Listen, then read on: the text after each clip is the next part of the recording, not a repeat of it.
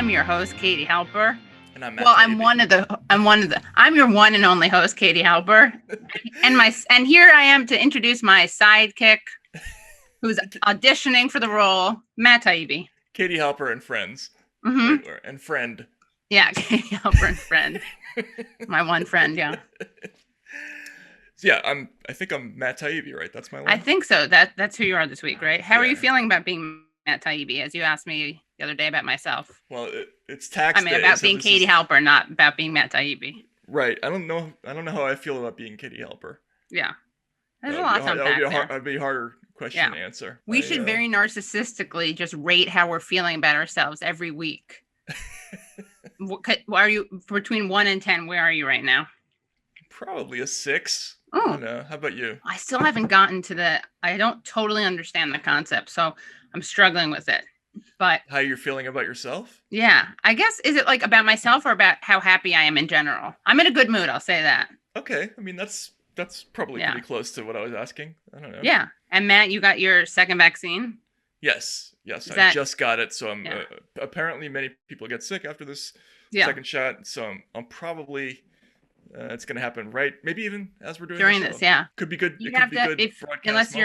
It could be, yeah. Maybe you can go into anaphylactic shock. Do you have anyone there as your contact? Just get it. No. Do you have anyone? You never know. You should actually. I actually have a doctor in the house, so it's okay. Oh right, yeah. It's like a robo doctor. He rents a security guard and a doctor. I'm just kidding. I made that up.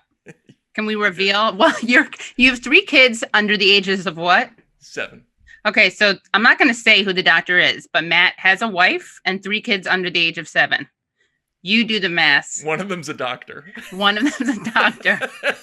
We're going to each week, guys, tweet at us, use the hashtag UsefulIdiotsPod. Tell us who you think the doctor is. Which person in Matt's house is a doctor? It could be me too. It could, yeah. I have one in my house right now. You do? Yeah. A medical doctor? Yeah. I have 2. Excellent. Well, actually, I have 2 doctors. One is a PhD and one is an MD. So we could both get sick right now and it'd be all right. It'd be totally fine, yeah. And then I could also be distracted by some Virginia Woolf, which is what my mom, I gave it away, what the PhD wrote her thesis on. Ah, okay. Your her mom PhD. wrote a PhD on, her PhD thesis on Virginia Woolf? Yeah, at Columbia. Huh. Wow. She was part of the great Jewish working class trajectory from City College to Columbia University. And her passion, she's a novelist and then a journalist. And we should have her on. We should have all of our parents on. You should have my dad interview your mom. Yeah. That would be like time travel useful idiots, basically. Yeah. And then my dad's a psychiatrist, so he could diagnose your mom. And what does your mom do? Or she's an attorney. Yeah. Oh, so then she can cross-examine. Right. My dad. So Katie, I have a new ambition in life in my media career, which is that I want Zach and Gavin from the Vanguard podcast. I want them to become the biggest thing on the internet. Well, not the biggest thing on the internet. Absolutely, even bigger. No. No? Bigger. They can be our sidekick of a show. Okay, so it can be Useful Idiots and Friends. Friends, but only let's check 2. in with see what they did this week, right. Because they did a thing on why we were fired from Rolling Stone. Yeah, and then we did a thing watching them, right? Watching us, and then they did a thing watching us, watching them, watching us. So now we can do a thing watching them, watching us, watching them, watching us. Yeah. So maybe we might be able to. It could be like a time machine or like a Doctor Who plot. Yeah. Right? If we keep doing this long enough, maybe we'll get some kind of a chain reaction. Maybe we'll run into Kurt Loder. How's that for a callback? What is he again? He's ageless. So we found him. We found photos of him in cave drawings. We found photos of him in, the Stalin drawing. I mean, the Stalin photo. I think I even found him in that at Yalta, right? He was. Right. Yeah. If we do this enough with the Vanguard. Yeah, we'll go back in time. We'll eventually find Kurt Loder. Yes. Like the birth of Kurt Loder. Yeah. Right? It'll be like Quest for Fire, right? We'll find him like in the earth is a primordial soup kind of a thing. Right. And, and he's walking around ladling. Bearskin, ladling, right? Yes. Well, anyway, we should watch the clip, right? Yeah. We were on Useful Idiots, bro. Bro, that was fucking crazy. So for anybody who doesn't We were know, on it. and me and Gavin, both of us, have been big fucking fans of Useful Idiots, Matt Taibbi's books. Obviously we're doing the fucking Hate Inc. book club right now. And yeah, they fucking pulled one of our clips reacting to Rolling Stone getting canceled, and they actually reacted to it, and it didn't seem like they hated it. So that was awesome. Yeah, we didn't hate Ink it. We didn't hate Ink it. Us reacting to them. It was pretty wild, pretty trippy stuff. And what I'm about to do here is going to make it even trippier, because now it's us looking at them, looking at us, looking at them. So this is getting crazier. This is a bad joke going too far. Yeah. But this was crazy, guys. I was just chilling last night when this episode dropped, and so I forget who it was, but shout out to whoever hit me up on Twitter. Yeah, funniest voices in this, leftist media space. A great host. One of those people that facilitates great conversations. I love her live streams because it is just kind of like, this is a conversation that I want to be a fly on the wall for. Yeah, exactly. She's great at facilitating conversations between different voices, interesting voices that you might not expect to see in the same room at the same time, but always makes for a lively discussion. So, huge shout out to Katie Helper and Matt Taibbi. We're so glad that you guys noticed our coverage of Rolling Stone's pulling the plug on Useful Idiots. Of course, we think that's so fucked up. And we also think it was weird that no one else really covered it. So we're glad to be the sole voice, talking about it. In the wilderness. The voices in the wilderness. Can we try to figure out what's going on here? So right now we're watching them on they're on the left, right? Oh, right yeah. Now? Yeah. And so when we release this, I don't know where we're going to be. Well, if I don't know how we're going to edit it, but it'll probably be us on the sides. Top. On the sides? Unclear. Wilson, where are we going to be? I put you on the bottom. On the bottom? Okay. So we're looking up at them. Up. Right? We'll be looking up at them. This is like the Brady Bunch. We got to do a Brady Bunch graphic with this. So we're looking up at them. They're looking askance. What is it? Askance at us? They're looking askance? Sure. Yeah. Okay, so it's 1, 2. It's what? So Dad, Mike, is in the bottom. We're gonna have to coordinate with them. Yeah. We want to look up. We want them probably to look. Yeah. Down, or maybe they can look to the. How is it going to work? I mean, we can go back to it. I think it's a lot to ask us to memorize it, right? And then tell it. I mean, it's a very griot kind of assignment, very oral tradition of telling history. But what we can do is we can go back to it and then email them some screenshots, and then we'll do it that way. Yeah. Well, at the very least, we can do different. They'll be looking up, down, left, right, stuff like that. Yeah. And then Bodhi will show up in the center instead of Alice. Right, exactly. That's a good idea. Yeah. I like the way they said we were on Useful Idiots. It makes it sound like we interviewed them. Right, yes. They could say that. They should have that in their bio. It should be like, we've appeared on shows such as, They probably will appear on lots of shows because lots of shows are going to do this. It's such a good thing that they did. Absolutely. Like the left watching the left. Shout out to them. I mean, no one else will touch the story of what happened to us. Of why Rolling Stone ended things with us. And by the way, running from it. Won't touch it with a 6-foot pole. But I got to say something. Revealing our opposition to starving Yemeni children put that whole thing on the map. And I'm just saying that 80 Democrats and other people, but a lot of Congress people and our guest, Marianne Williamson, little spoiler alert, signed a letter asking Biden to end the blockade. And you know why that happened because we spoke to the plight. We were on the fence and then we got off the fence, and this is why we left Rolling Stone. This is why we quit and ripped up our contracts. Well, I didn't have a contract, but why you ripped up your contract? You stood behind Rolling Stone's chief. You guys didn't see it. But he did the Nancy Pelosi thing. He took his contract and ripped it up. Right. Yes. Yeah. Performatively. Yeah. And then he also went like this. He did the clapping behind the guy. Yeah. And when I say the guy, I mean Mohammed bin Salman, because Rolling Stone, we now know, is run by Saudis. And we like that, right? No. Well, we did at first because you honestly, I'm going to be real. I never liked the short kids thing. I wanted to speak to I wanted to see you. I wanted you to be seen. I wanted to hear your truth. And I wanted to hold the space for you, basically. When you pointed out that, the good thing about the war against Yemen is that short kids, when they're short, they don't bite you in dangerous places. I was the person who made that observation? Oh, yeah, definitely, yeah. I think maybe I mentioned they were short and you were the one who saw the silver lining of it, which is just what you do in life in general. You're like so positive, power of positive thinking. That's Matt Taibbi. And now you just want to center my concerns. Yeah, right? So I was centering your concerns, yeah. But so we were on the fence about it because I was being an ally to Matt and his appreciation of short children. But I like chubby children, and we could no longer stand by something that was getting in the way of chubby kids. And obviously, just a little aside, obviously we do think this is horrible, which is why we talk about it in general on the show. But we're going to go back to playing the sociopaths who just care about the cuteness factor. But I just think that our raising this issue and our being really vulnerable and saying that it was saying, no, we will not support the war against Yemen, I think really emboldened people to write this letter to Biden. You know what it's like? It's like when the Democrats realized finally that there was no need to try to reach across the aisle, that it just wasn't going to work. They're not going to get those votes. So now that's why they're transformative. The Biden administration is transformative because they've given up, trying to compromise, and they're just being themselves. And that's the same thing that we're doing. We've stopped compromising. Oh, right. We've stopped trying to make the Saudis and the Yemenis and Rolling Stone happy. We are just following our moral compass. Right. And it points away from cholera and famine. We had to do some rejigging of it, but that's where we wound up. I remind ourselves of, who we remind ourselves of, or we remind me of? I'll allow myself to introduce myself. Yes, please.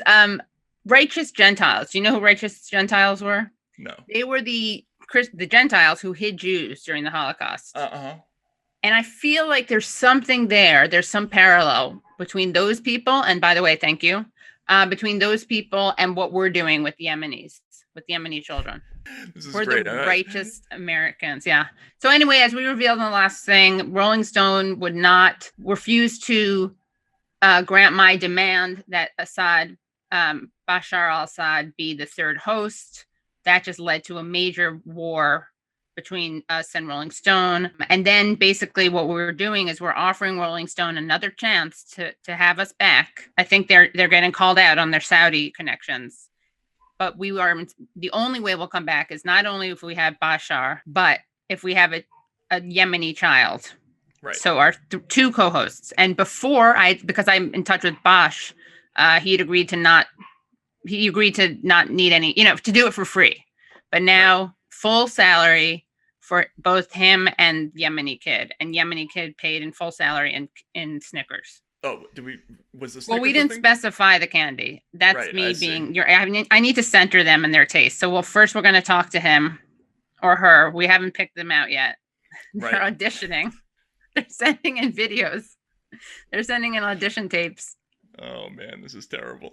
So terrible. It's so bad. But the funny thing is, so this is our very serious demand was that we have Assad on as the third host, and then we have a short and chubby Yemeni child. Well, no, not chubby yet. That's how they're going to get chubby. They're going to get chubby with the full time salary that Rolling Stone is going to pay us. So once we put that out there, then it became a fact. Yeah, it became a fact. And we got, called out, and, people just wanted to document that. So Oz Cotterjee, I guess he watched our show, last week's show. Thank you for the clicks or the downloads. And he tweeted, Katie Halper and Matt Taibbi confirmed in a recent podcast that they were both fired from Rolling Stone because of their pro-Assad views and war crimes revisionism. And my response to that was me on why we left Rolling Stone. They wouldn't agree to our demand that Bashar al-Assad be our third host, and we like chubby kids, so we could no longer engage in pro-Saudi propaganda. As Halper and Taibbi have confirmed they were fired over Syria. In all seriousness, a little bit of fourth wall stuff here. This guy actually led a letter writing sort of campaign. Yes. Like when we first started the show, I think we had Max Blumenthal on. Yeah, of course. He and a whole bunch of other people were protesting so dramatically to Rolling Stone that we had this guest on that they were demanding our firing and all kinds of other things. And of course they didn't do that. So they didn't fire us, right? It's just that's just worth noting as part of the context of this whole silliness. So it's I guess maybe they think that Rolling Stone it finally caught up. It just finally caught up. Oh, they just got the email. Oh, they just got the email. Yeah, that's what happened. They maybe they had Oz blocked because he's so annoying, and then he just saw it. I'm not sure, but yeah. So it was like a sort of a game of telephone. It got to them through some circuitous route. Right. After a year or so. Yeah, and the hammer came down on us because of Oz. That was it. So if you guys want to hire someone to lobby for your cause, just hire this person a year earlier. I do want to say that I appreciate that Oz put my name first in his tweet. No, not really. But I'm a little annoyed because I found out from you he follows you. He blocked you. Mm-hmm. And he doesn't block me, which I'm just calling it out. Pretty sexist. Yeah. Like I'm not a threat, but you are? Possibly. I don't know. We'll have to ask him what that's about. Yeah. Yeah, Oz, come on the show. We demand that you block Katie. Block me, you coward.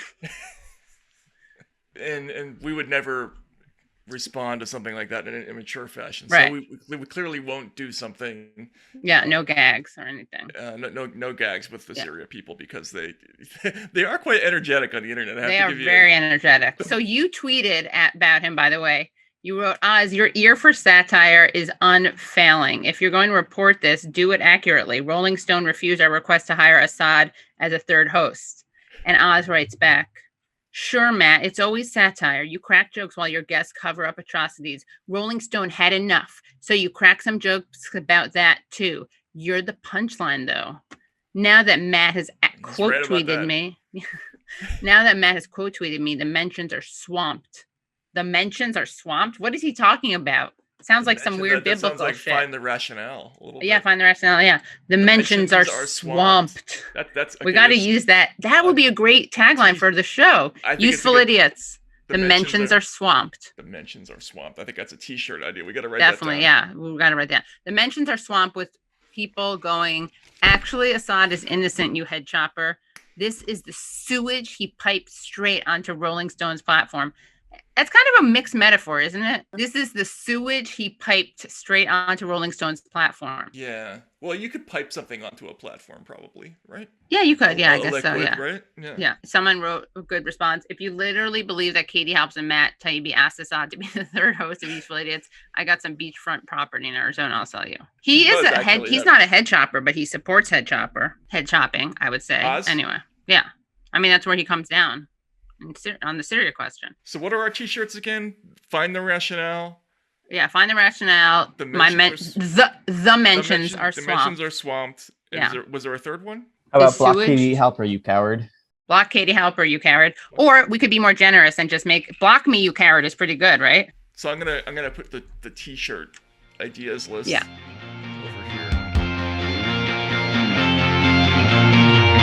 So for today's show, we have an amazing guest, return guest, very inspiring, Marianne Williamson. She, of course, was a presidential candidate. She is a best-selling author. She has her own podcast, and she's also hosting the Progressive Candidate Summit. She also is now a columnist at Newsweek, which is very exciting. She's a much-needed voice. And you can find out more about her at marianne.com. And also you can follow her on Twitter at Mar Williamson. That's MAR Williamson. And make sure you check out her Progressive Candidate Summit. And that's just at progressivecandidatesummit.com. We're very pleased to introduce the woman that the AV Club calls the aunt who won't tell anyone if she catches you smoking weed before Thanksgiving dinner. So much more than that, but yes, right, I like that. Yeah. She may smoke it with you.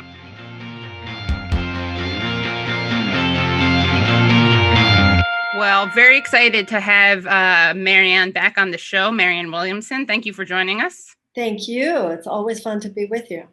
And just so people know, Marianne and I did not coordinate wearing blue. We can't say the same thing for Al-Jilani and Martin Smith. A callback to the journalist and the moderate rebel formerly known as terrorist Al-Jilani and Martin Smith, who were wearing matching blazers and shirts. But anyway, if you guys want to respond and tell us if they were planned, if you guys went shopping together or it was coincidence, please do. Feel free to reach out to the show. But Marianne, on more progressive fronts, can you tell us about the Progressive Candidate Summit that you're organizing and why you're organizing it? Sometimes we wonder, why can't we get more progressive policies passed in Congress? Why can't there be more policies that actually support working people in the United States? The reason is because more working people aren't in Congress. And the reason they aren't is because they aren't people who can self-fund. They aren't people who are connected in terms of corporate donations, in terms of other relationships, both professional and personal, which will help them win the primaries, much less win their races. And the establishment, even within the Democratic Party, the suppression and peripheralization of progressives is as active a trend on the level of congressional seats as it is obviously on the presidential. So I have a lot of personal as well as political admiration and feeling for some of these people. The only way that we are going to be able to override the huge, gargantuan regressive forces in this country is through a massive uprising of citizen activism. And it has to be at the polls. Now, those regressive forces know that the only place they have to worry about is the polls. That's why they are putting out all these voter suppression laws. So I want to do whatever I can. When I start my own campaign, I promised I would continue doing what I could to support these policies. And that means supporting candidates who stand for these particularly progressive policies, and particularly, as I said, people who are working class people. They do not have the kind of connections that we normally associate these days with being able to really get in there and play the game. So there are all these people around the country, and I have 16 on the list for the candidate summit. And I want to do what I can to introduce them to people, because so many times people talk about politicians like they're a different species because they don't know them enough. They don't know them as people, not only the people who are serving, some of whom are really cool people, but also the people who would if they had the kind of support. So any little thing I can do. The Candidate Summit is a way that we have 13 congressional candidates right now. 2 of them are senatorial candidates. One's a gubernatorial candidate. And they're very vetted, for real progressive, not only policies, but real intention to not only talk about it, but do something about it once they get there. And I will add more if and when more present themselves, and I feel I could help make a difference for them. It could be like the opposite of an eliminationist reality TV show where you get rid of people. You could add each week. Yeah, give a rose to the new person. Yeah, exactly. Yeah. Yeah, well, if they, somebody tweets, look into this person. And I was talking to Matt earlier about how Howie Klein, who writes the Down with Tyranny blog, is a bit of a mentor of mine, as are you, whether you know it or not, Matt. But Howie is someone, I was telling Matt that if you say to Howie, you've mentioned out of 435 congressmen and, 100 senators, I say, what about this one? He tells me, this is what they say they stand for. This is how they actually vote, and this is who donates to them. Right. So I would say to these people who wanted to be in the candidate summit, if you can get past Howie, you can get past me. Because I'm kind of like, I just love who they are. Yeah. And he really talks to people. Yeah. So, these are people who are really the real deal. Man, we should get, sorry. I hope you will. If you were going to finish that sentence, get some of them. I hope you will. And where do people go if they want to follow or? Candidatesummit.com. Candidatesummit.com. You should have a hashtag so people can suggest people. Yeah, that would be good, because right now I just look, people always suggesting that hashtag. Let's see, we can make it up now. How about Prague Summit? Someone suggested progressive candies, which is good too. Oh, I like that. Okay, so that's PROGCANDIES. Okay, thank you. That's good. That's a great idea.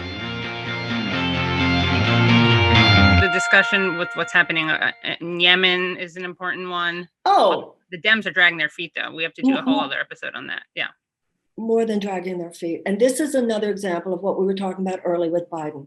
He came in, he said, we're going to put the aerial support that the United States was giving to Saudi Arabia in the prosecution of the war. We're going to put that on pause. And then everybody got, we're so excited. We're so excited. We're not going to help Saudi Arabia kill Yemeni children anymore. And then the conversation drops because, oh, it's so exciting. Meanwhile, the blockade against Yemen, 400,000 children could die. And they denied it's even happening. Blinken says nothing. Biden says nothing.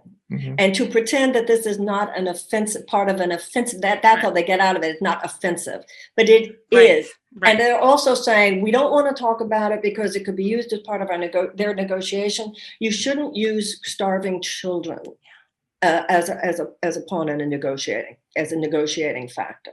You know, everybody talks about, I remember during the campaign, well, you have to be an expert in this or an expert in that. Foreign policy is such an example. We have foreign policy experts. We just don't have foreign policy principles. That's what I think the Quincy Institute is trying to do, be a left foreign policy think tank. I mean, they are that, but they're trying to, develop it. And the Friends Committee, Hassan El Ayuba, who's the Middle East person there, they're great people. We don't lack on any level in the United States a dearth of geniuses. I mean, we don't have a dearth of geniuses. We don't have a dearth of good ideas. We don't have a dearth of people who know how to interrupt the pattern of death, the Death Star. We know we have people in every area, whether it has to do with the corruption or food supply, our water, our agriculture, military, economics, education. We have the people who would know what to do. But the status quo will not disrupt itself. There's too much money to be made.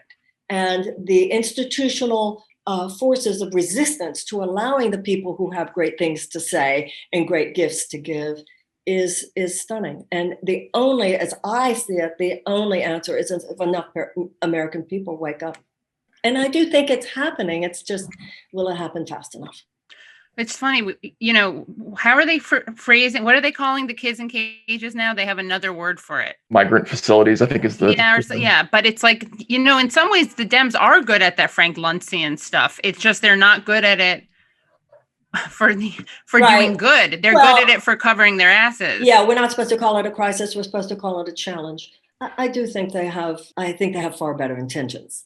They're not trying to separate children from parents as a specific intentional policy of deterrence. Right. But they do use, I think we can point out both, right? Which is that they are worse. The Republicans are worse. The Democrats hide it more and are good at certain PR optics and wokeifying. Well, the one that blows my mind is how 3 weeks ago, we were told that Kamala Harris was going to be taking charge of the root causes of the immigration crisis at the border. First of all, she hasn't gone down there, and she needs to do more than go down there. If she's really in charge of the root causes, she should be taking a tour of Guatemala and Honduras and El Salvador about now. But we were told, this. Right, yeah. There's no, the root sources are things that they'll never talk about. Because that they're clearly cognizant of it because they traded vaccines for increased enforcement of Mexico. Well, yeah, Mexico and Canada, but not some of the countries that need it most. I remember in the first debate, I said something like, well, I haven't heard you guys say anything about American foreign policy in Latin America. And I remember seeing Bernie Sanders and Elizabeth Warren look at each other like, did she just say that? Yeah. Well, Bernie had a little, Warren not at all. But just the fact that I said it. Right. Yeah. No, that was great. Yeah.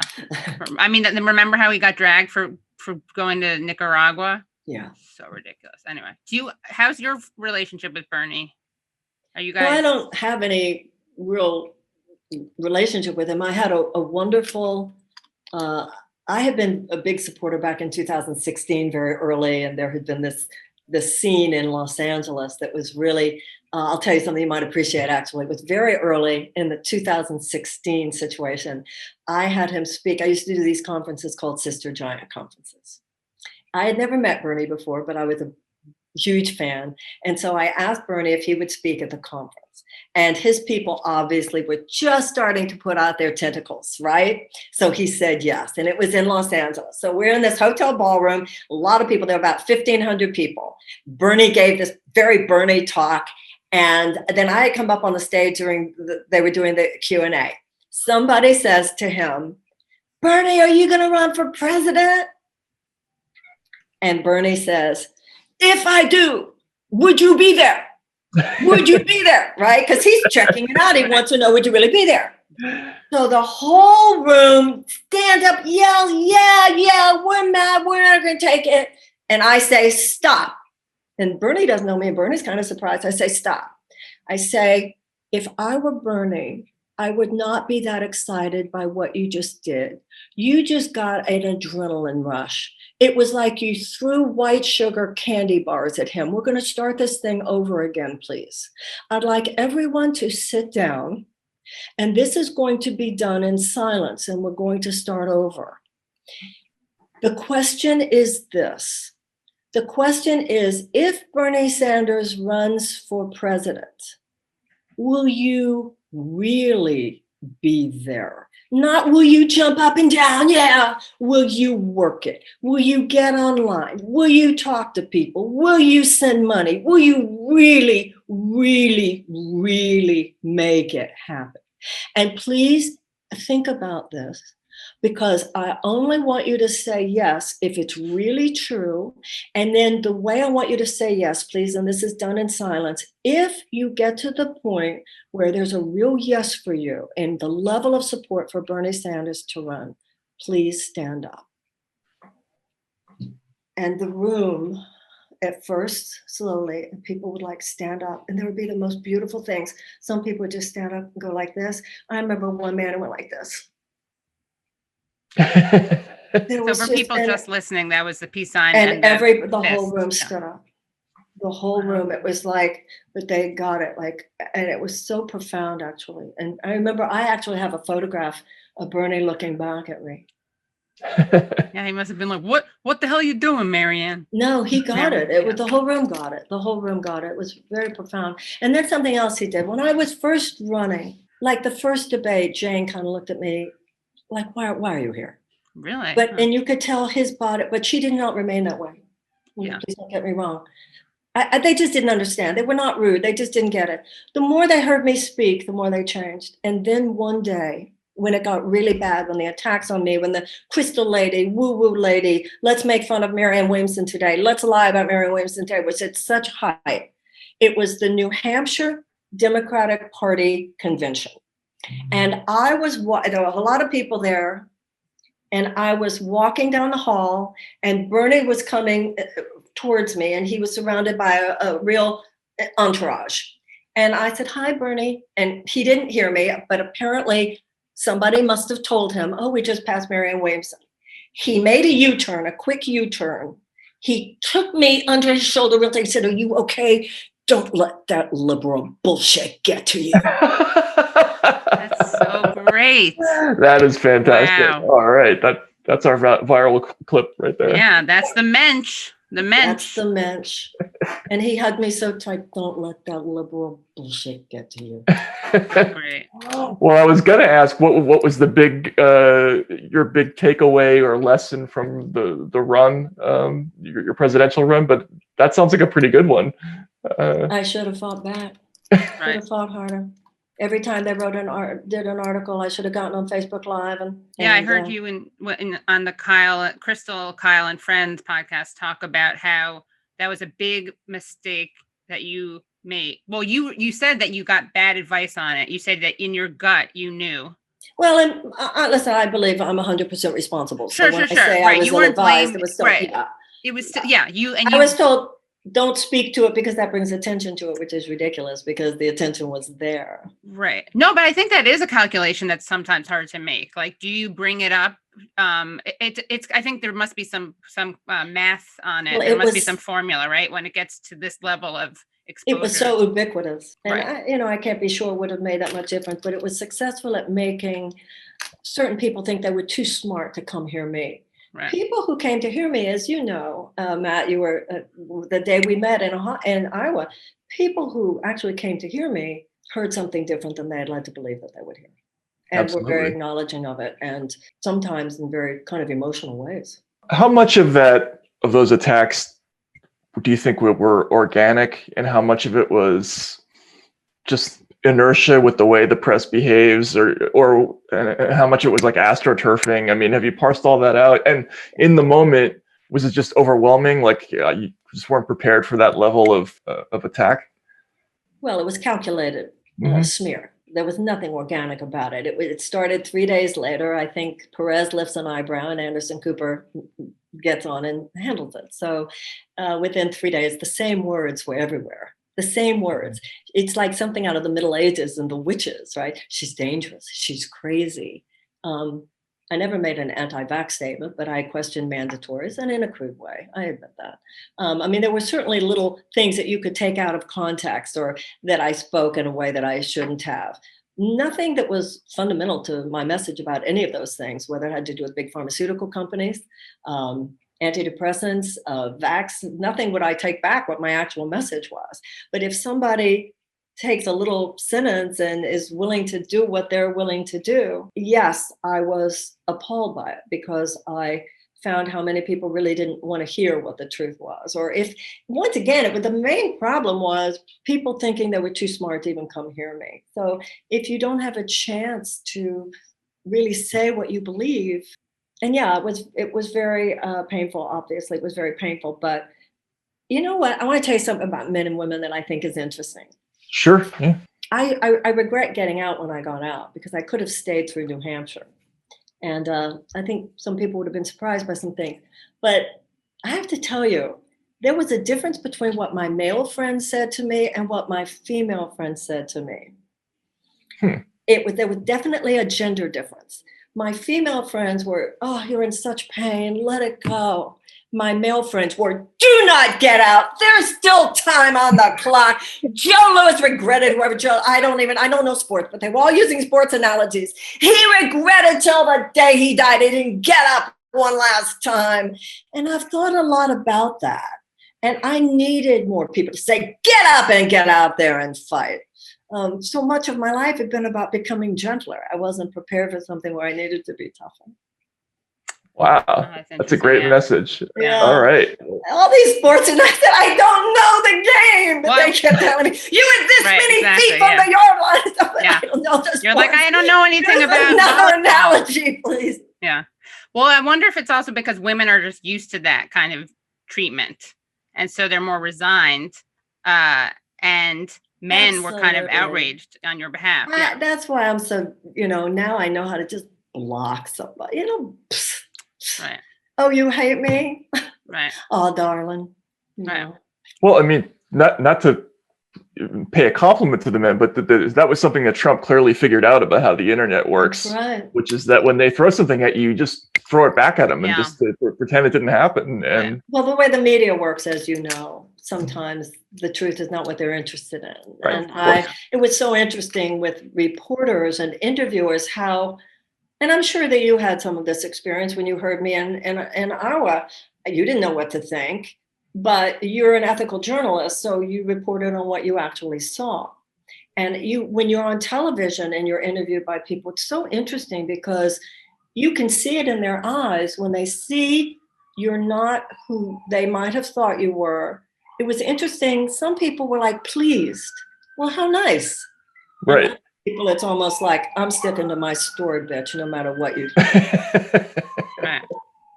Or they have the story written already. It's already written. Yeah. Right. Yeah. Already written. Wanted to ask you a couple things. What you're up to with your podcast, which is great. I want to know what you wanted to tell people about that, why you started it, what you've been focusing on.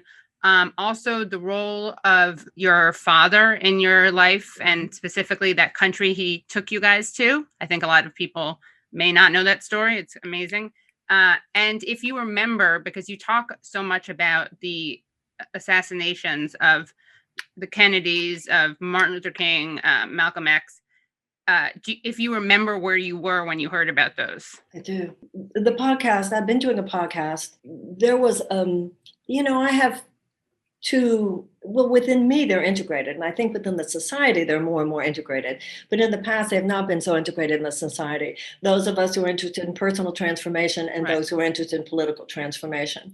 And on the podcast that I've been doing, I have felt some pressure to keep it about the more internal transformation. Whereas I also want to do a podcast about I want to have Arkin on. I want to have Similar on. I want to have, there's been a real resistance to some of the political stuff that I have to put aside a little bit, do other stuff. I'm hoping actually. Yeah, James Cameron, right? Yeah, which was great. He actually contacted me. So I am kind of going to be redoing the podcast in some way so I can do both and a little bit more. In terms of my father, my father was, he was very much an armchair revolutionary. He used to read Eye of Stone. The day that Kennedy was assassinated, he said, the CIA did this. I'm telling you, the CIA did this with Curtis LeMay. And in 1965, I came home from 7th grade one day. And my father, by the way, was a very well-known and very powerful immigration lawyer. And my brother's an immigration lawyer. So I grew up in that world. So I came home from the 7th grade and my social studies teacher had said, if we didn't fight on the shores of if we didn't fight in Vietnam, we'd be fighting on the shores of Hawaii. Which was called the Domino Theory, right? So my father jumped up and he said, sweetheart, that was my mother, get the visas. We're going to Vietnam. Those goddamn bastards aren't going to eat my children's brains. And goddamn military stuff. And so my mother, who was just this really traditional, lovely woman, oh, Sam, what will the kids become? And we went to Vietnam. We went to Saigon because he wanted us to see bullet holes and he wanted us to see damage and he wanted us to see what the goddamn U.S. had done. And I was in Behind the Iron Curtain. Was during the time Behind the Iron Curtain in sense. But my father, I want to be very clear here. My father fought in World War II. My father was, in my mind, the depth of patriotic American. We had an American flag in the front yard. It was because he was so offended by what those certain things represented. He was to the day he died, if you ask my father who he voted for, he said FDR. He'd grown up in real poverty, and Franklin Roosevelt was his. So that's the kind that my father was. I remember it was on April 4th, 1968. I was sitting in the den. The TV at that time, breaking news meant something. I know you know that from your own childhood with your father. Today it means nothing, but there was a time when breaking news meant something really serious had happened. My mother was in the kitchen making dinner, and breaking news was on that Martin Luther King had been killed. And a few minutes later, and my mother was just standing there stricken, seeing the television. And very shortly, my father, he would come in through we called it the utility room today, usually mud room. And I ran up to him, Daddy, somebody shot and killed Martin Luther King. I was born in 52, so 16 years old. And my father looked out into the distance and he said, those bastards. And I remember when he said those bastards, looking out into the distance, I think my first question was, do you know who killed him, Daddy? Of course, he didn't know who killed him, but he knew who killed him. He knew what. Wow. And I remember also when Bobby Kennedy was killed, and we were living in Houston, which was 2 hours later. He was killed in Los Angeles. And I remember falling asleep as I couldn't stay up, hoping he would survive, of course, and waking up to the news that he had died. That famous press conference with Mankiewicz, right? Joe Mankiewicz. Right. Well, Marianne, thank you so much for coming on. Yeah, it's amazing. Yeah. Thank you. And I just want to say, I'd like to, may I say one little thing? Of course, yeah. Every time when you know someone who has died, every year it gets a little better. For myself, and I think many people of my generation, every year the anniversary of the assassination of Bobby Kennedy and Martin Luther King, it gets worse. Because everything we feared would happen when they died has happened. And those who killed them were very successful at stopping the things they were intending to stop. And that's what I hope. And I think that many people my age who do remember want to feel that before we die, we can play whatever little part we might be able to play in resurrecting the dreams that were our dreams when we were young, and the thought that we might die knowing that we didn't really do that is actually scarier to us than the idea that they might kill us if we do. Because when they killed the students at Kent State, that was the real message there. Those assassinations were loud, unspoken messages to a generation that there would be no further protest. And those kids at Kent State That was really bringing it home. That was then and this is now. But the through line is very profound. I think you've already done certainly your part to help put things back together in some ways. So well, I have great admiration for both of you, and I learned from both of you, and I love both of you. So thank you. Thank you. Yeah, and we didn't even touch the spiritual realm, but I'm going to try to convince Matt to do A Course in Miracles with me. I do those daily lessons every morning. Yeah. I'll be glad to send them to you. Yeah, we should do it, Matt. All right, you're on. Yeah. All right. I need an accountability buddy. I'll send them if you want them. Yeah, definitely. Yeah. Excellent. All right. Well, thank you so much, Marianne. Thank you, guys. So much time. Thank you. Much good luck at the summit. Bye. Bye-bye.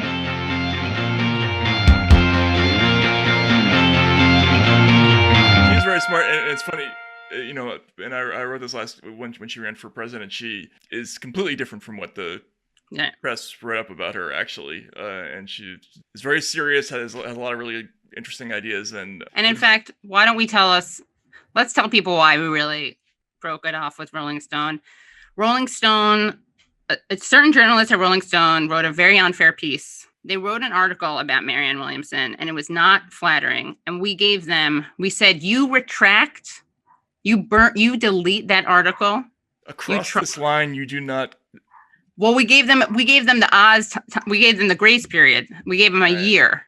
Right. And if they didn't delete that article about Marianne Williamson, we said we quit. So that's the real reason. That is the reason of the week. So guys, here's what you need to do. If you want to see the rest of that interview, if you want to see my special interview with Rania Kalik, please go to usefulidiots.substack.com. Again, that's usefulidiots.substack.com, and you get great bonus content. We're going to start doing polls. We're going to start getting feedback from you. We're going to let you give us feedback. If you are a paying listener, viewer, we're going to let you, for real though, have this extended interview with Marianne Williamson. There are some pretty funny comments on the right that are basically telling us how much we suck. Oh, really? Yeah. Well, are they paying us? Tell them to. I don't think so. Oh, well, if they pay us, then we'll read them. If you want us to read your hate mail, that's another thing we're going to do. That if you want us to read your hate mail, become members of Useful Idiots. Or we'll put it a Venmo or PayPal so you don't have to support us on the regular. But what should we make people charge for us to read their hate mail to us? Like $4. 10. 10? All right, yeah. $10. Yeah. $10. And I'd read some hate mail for $10. Yeah. Well, we're splitting it though, so. Oh, let's start with 10. No, let's start with 10. 33. Yeah. We'll start with 10, and then we'll see how it goes. All right. All right. Thank you so much. Make sure you check us out on YouTube. You can subscribe to the podcast wherever you listen to your podcast. You can also subscribe at Substack. So basically, for all your needs, fears, wants, everything, just go to usefulidiots.substack.com.